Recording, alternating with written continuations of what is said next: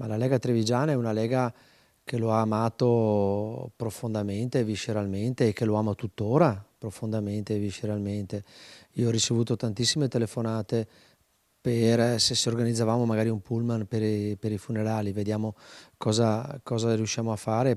Porte aperte, bandiere listate a lutto al K3 e non potrebbe essere altrimenti nella sede del Carroccio della provincia più leghista d'Italia, primato certo offuscato ma non del tutto svanito. Tra queste mura Umberto Bossi è stato più di un riferimento, trade union tra vecchie e nuove generazioni di politici e amministratori. In tanti si stanno organizzando per esserci ai funerali a Pontida e questo a poco meno di un anno dall'addio a un altro pezzo della Lega, Giancarlo Gentilini.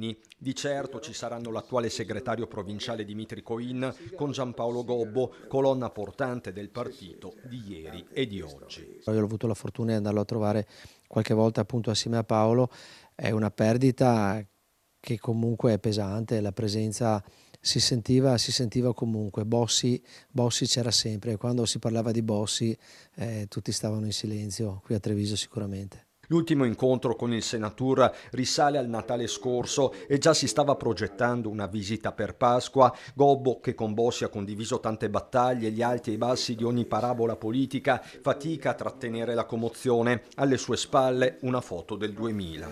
Un uomo del popolo, un vero uomo del popolo, con degli ideali e con un coraggio enorme.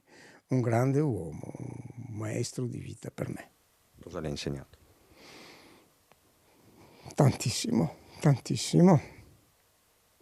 Stare dalla parte del popolo, della gente. Assolutamente, sembrava un burbero. Beh, a me mandava spesso a fare, ma va a fa, e dopo non dico l'altra parola, ma diciamo che dalle 2, 3, 4 del mattino in poi bisognava essere sempre pronti perché poteva succedere qualsiasi cosa, per cui eravamo veramente sempre pronti.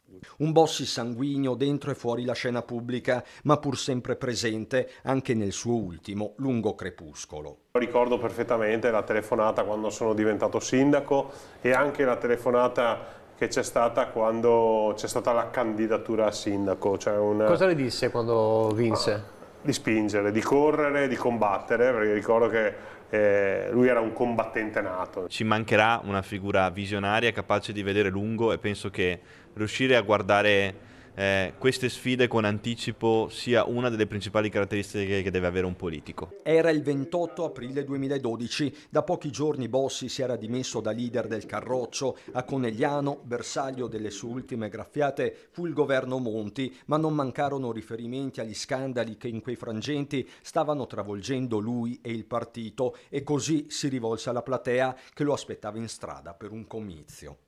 Bene, tanto vi ringrazio davvero in un momento così difficile che trovo degli amici che ricordano perché c'è la Lega, cosa sta andando a fare via.